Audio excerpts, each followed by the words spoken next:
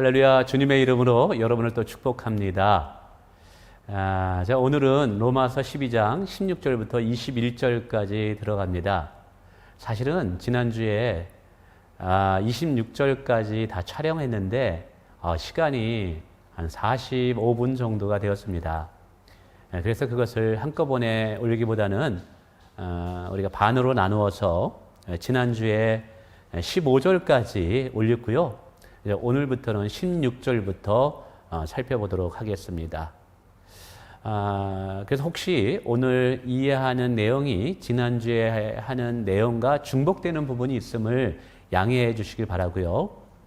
오늘 또 본문을 이해할 때 잘 이해되지 못하거나 미흡한 부분이 있다면 지난번 강의를 한번 들어보시고 오늘 강의를 들어보시면 명료하게 본문의 흐름의 이해가 될 것 같습니다. 우리 지난주에 배웠던 내용은 우리가 세상 사람들을 향해서 우리가 어떠한 모습으로 그들과 관계를 맺어야 될 것이냐를 배웠죠. 그래서 우리를 박해하는 자들을 저주하지 말고 오히려 그들을 위해서 축복하라라는 내용이 어떤 의미가 들어있는지를 배웠고요.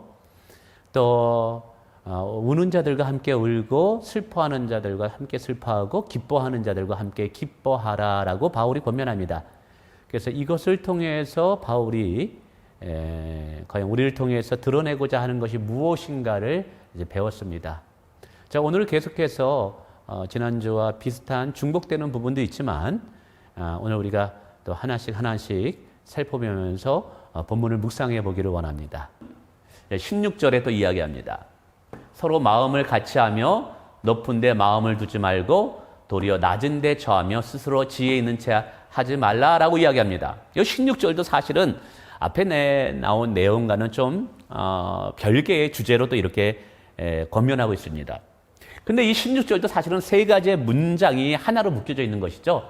서로 마음을 같이 하며 높은 데 마음을 두지 말고 여기 콤마가 있고요. 도리어 낮은 데 처하며 돼 있고 그 다음에 스스로 지혜 있는 채 하지 말라라고 이제 이렇게 구분되어 있습니다. 근데 이 세 가지를 다 하나로 묶는다면 하나입니다. 겸손하라는 것입니다. 겸손하라는 거. 그래서 겸손이 무엇이냐? 서로의 마음을 같이 해주는 거예요. 이게 뭐냐면 여기까지 콤마네요. 이게 바로 겸손이라는 거예요. 여러분, 교만한 자는 교회 안에서도 함께 마음을 하나 되게 하지 못합니다. 교만하는 자는 자기의 우월과 자기의 주장을 강하게 하기 때문에 결코 교회를 하나 되게 할 수가 없습니다. 그러나 겸손한 자는 서로의 마음을 하나 되게 할 수 있다는 사실이죠. 뿐만 아닙니다. 겸손이라는 게 뭐예요? 높은 데 마음을 두지 말고 낮은 데 마음을 두는 것이 겸손이다라고 말씀드리고 싶습니다. 겸손한 사람은요, 언제나 낮은 곳에 내려가기를 기뻐하고 낮은 곳에 내려가서 다른 사람을 세워주기를 원합니다. 이것이 바로 겸손이라는 것이죠. 또 스스로 지혜 있는 채 하지 않는 것이 겸손이다라고 말씀드리고 싶습니다. 그래서 이 겸손이라는 것을 나를 낮추고 상대방을 귀하게 여겨주는 것이에요. 그래서 이 겸손의 반대인 교만은 패망의 선봉장이라고 잠언에서 말합니다. 근데 겸손은요, 내 삶에 사실은 세상에서 승리하고 성공하는 영적인 비결이에요. 그래서 겸손이라는 것은 다른 사람을 세워줌을 통해서 내가 성공할 수 있는 방법이기도 합니다. 여러분, 겸손이라는 것은 자신이 인정받기 위해서 애쓰는 것이 아니에요. 겸손한 자는 사실 강한 자입니다. 그리고 마침내 겸손한 자는 진가가 나타날 때가 됩니다. 그래서 겸손한 사람은 계속해서 상대방을 존경하고 높이고 자신은 낮은 곳으로 내려가지만 결국에 가서는 겸손한 자가 가장 존귀한 자리에 서게 될 수 있다라는 사실을 기억하시길 바랍니다. 그리고 이것을 통해서 바울 사도는 그걸 생각하는 것 같아요. 우리 주님이 이 땅에 오신 모습이 무엇인가? 겸손의 왕, 나귀를 타고 오신 예수 그리스도를 생각했던 것 같아요. 그래서 예수님이 이 땅에 나귀를 타고 오심으로 예루살렘에 입성해 하심으로 그는 평강의 왕이요 겸손의 왕으로서 우리에게 삶의 모습을 제시한 것 같습니다. 특별히 우리가 사람들 앞에 정말 마음을 같이 하기 위해서 나 자신을 겸손함으로 낮추고, 그리고 교만한 곳에 나를 높이려고 하는 것이 아니라 나를 낮은 곳에 내려가게 함으로 상대방을 이렇게 세워주려고 하고, 스스로 지혜 있는 체 하지 않고 겸손한 모습으로 이렇게 살아갈 때 결국 궁극적으로 상대방의 마음을 얻는다는 사실이에요. 그 상대방의 마음을 얻는 것을 통해서 무슨 일이 일어나겠습니까? 바로 복음이 그 사람 속에 들어갈 수 있다는 사실입니다. 여러분, 그런 말이 있습니다. 교만한 사람은 교만한 사람도 싫다고 하고 있어요. 우리가 겸손함으로 낮은 자세로 세상을 섬길 때 여러분, 믿지 않는 사람들의 마음을 얻을 수 있고, 그 얻은 마음을 통해서 우리는 복음을 그들에게 전할 수 있다는 사실입니다. 여러분, 겸손함으로 많은 사람들을 하나님께 인도할 수 있기를 주님의 이름으로 축원을 드립니다. 자, 17절. 아무에게도 악을 악으로 갚지 말고 모든 사람 앞에서 선한 일을 도모하라 라고 말합니다. 아무에게도 악을 악으로 갚지 말라는 거죠. 상대방이 나에게 악을 대할 때 나도 같이 악으로 대하지 말라는, 이것은 앞부분에 얘기했던 14절의 말씀과 상당히 같습니다. 14절 내 말씀과 상당히 같죠. 너희를 박해하는 자를 축복하라, 축복하고 저주하지 말라라는 말씀과 사실 같은 문맥입니다. 그런데 여기서 좀 차이가 있다면 모든 사람 앞에 선한 일을 도모하라는 것이죠. 보통 어느 누군가가 나에게 악을 행하면 우리 마음속에 분노가 일어나요. 그러니까 분노가 일어나면서 내가 이 받은 상처를 되갚아 주리라, 내가 받은 손해, 내가 받은 모욕을 반드시 때가 되면 내가 갚아주리라 라고 생각하면서 악을 악으로 갚기 위해서 악한 일을 도모하는 것이 보통 사람들의 모습이라는 거예요. 근데 그것은 세상 사람들의 모습이라는 거예요. 너희가 하나님의 자녀라면 그렇게 하지 말라는 거예요.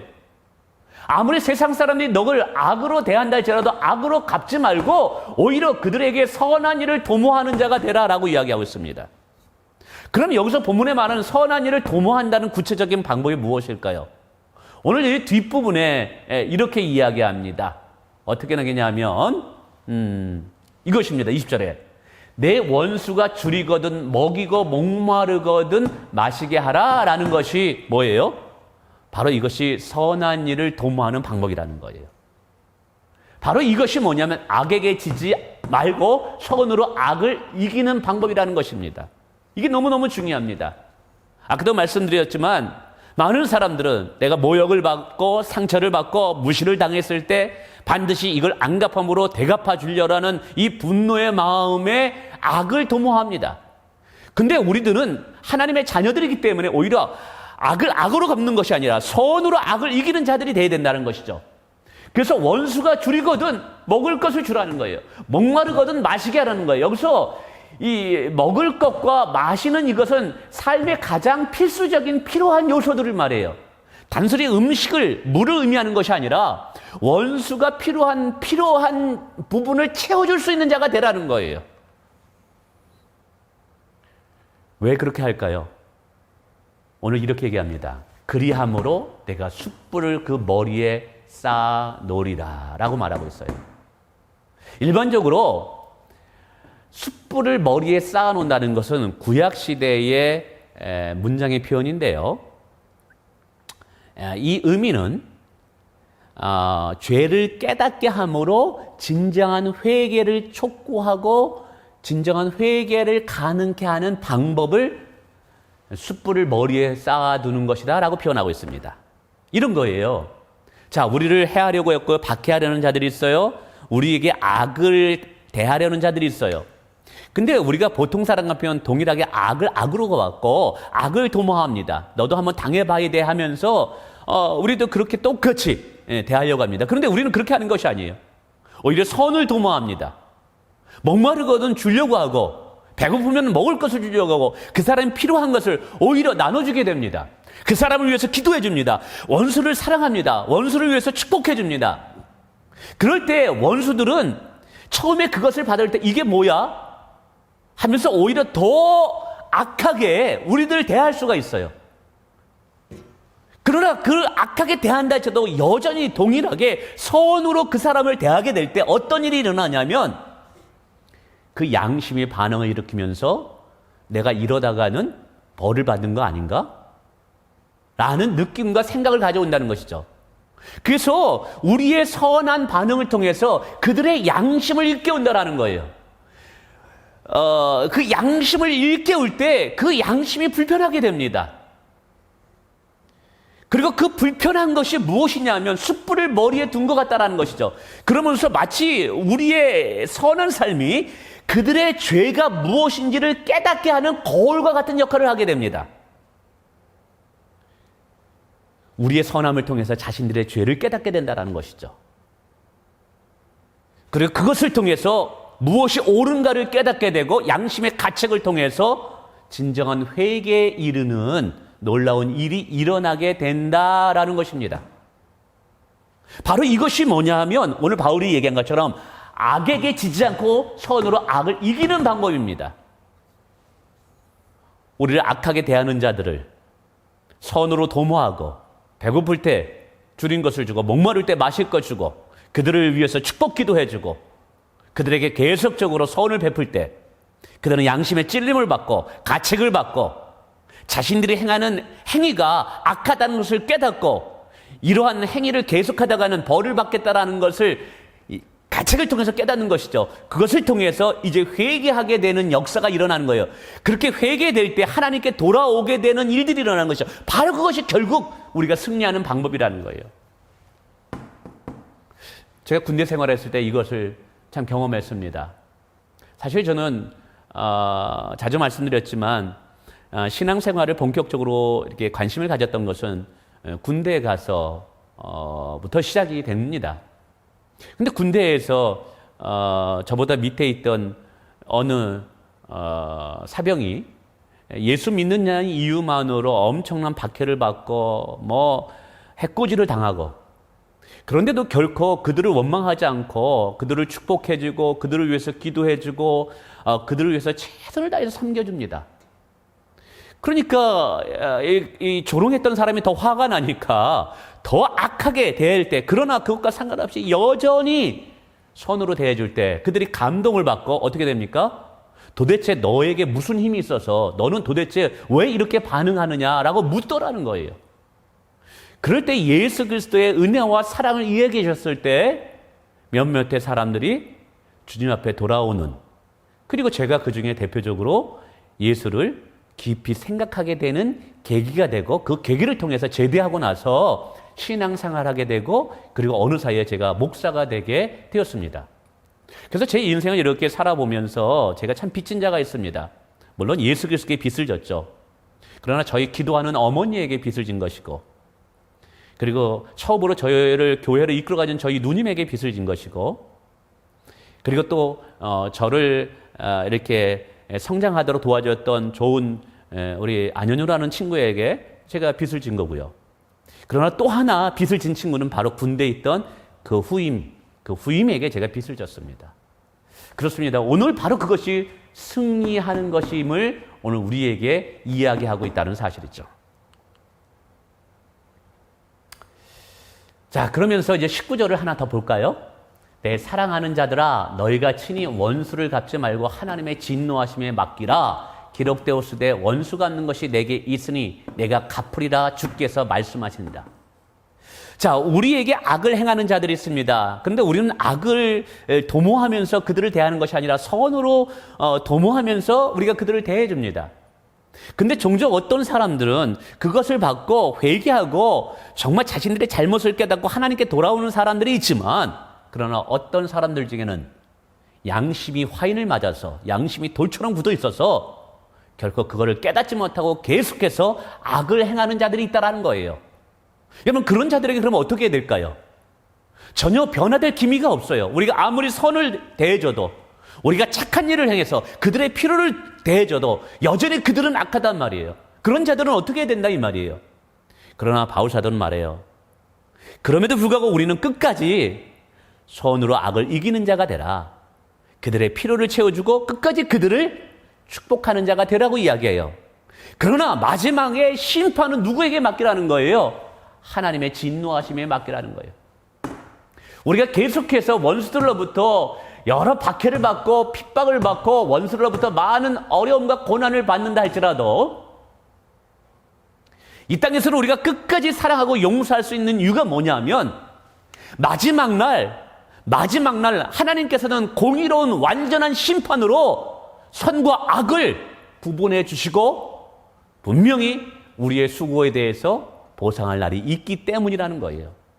그리고 사실 이러한 삶이 가능할 수 있는 이 이유는 오직 뭐냐면 결국 믿음으로만 가능한 거예요. 믿음으로만. 어떤 믿음인 것입니까? 이 땅에 우리의 시선이 고정된 믿음이 아니라 저 천국을 바라보는 믿음, 주님이 다시 오실 날을 바라보는 예수 그리스도의 재림에 대한 믿음, 그리고 예수님께서 이 땅에 다시 오실 때 우리의 모든 수고를 기억하시며 영광의 면류관을 줄 것이라는 믿음, 그리고 우리에게 불의한 자에 대해서 하나님의 완전한 공의로 하나님께서 분명히 우리가 받은 박해와 고난을 심판하실 것이라는 그 믿음이 있는 자들은 끝까지 원수들을 용서하고 사랑하되 그 심판은 하나님께 맡길 수 있다는 사실입니다. 결국 이것은 오늘 우리가 정말 이 땅을 향한 소망이 아니라 하늘 향한 참된 소망의 믿음을 가진 자들만이 사실은 원수들을 끝까지 사랑하고 용서하면서도 그러나 그들이 변하지 않는다 할지라도 하나님의 진노하심에 그들을 맡기면서 선으로 악을 이길 수 있다는 사실을 기억하시길 바랍니다. 자, 그러면서 이제 사실은 이제 18절 한 구절이 이제 남았습니다. 아까 이제 17절은 이미 19, 21절과 함께 설명하면서 제가 설명을 드렸고요. 마지막 18절입니다. 할 수 있거든 너희로서는 모든 사람과 더불어 화목하라 라고 이야기하고 있습니다. 결론적으로 우리가 세상 사람들과 함께 살아갈 수밖에 없죠. 그러나 바울 사도는 할 수 있거든 너희로서는 모든 사람과 더불어 화목하게 하는 것이 우리들에게 지혜다라고 이야기하고 있습니다.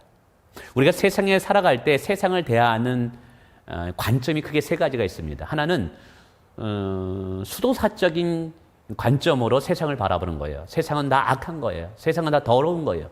그래서 세상 사람들과 어울리면 내가 죄가 오염이 돼요. 그래서 어떻게 해서든지 세상 사람들을 이렇게 멀리하고 산속으로 들어가서 세상을 멀리하는 것이 내 거룩함을 지키는 어떤 방법이라고 생각하게 됩니다. 그런데 이게 무슨 문제가 되냐면 그러면 예수님께서 이 땅에 오셔서 우리를 세상으로 보내셔서 예수 믿지 않는 자들을 제자로 삼으라는 예수님의 대위임 명령을 감당해낼 수가 없습니다. 사회적 사명을 우리가 감당해낼 수가 없어요. 그래서 그것도 사실은 건강한 관점이 한 것이죠. 두 번째 관점은 세상과 친구가 되는 관점이 있습니다.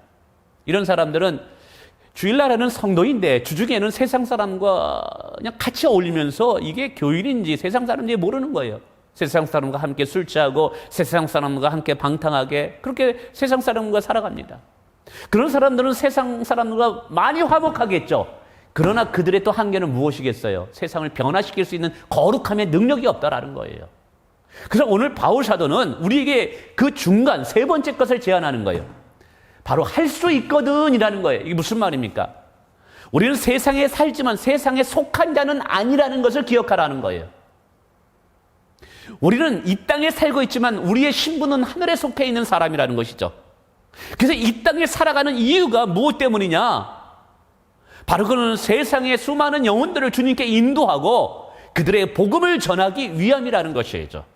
그래서 오늘 바울 사도는 할 수 있거든이라는 말, 이 말은 뭐냐면 세상에 살지만 너희가 그리스도인의 정체성을 잃지 말라는 거예요.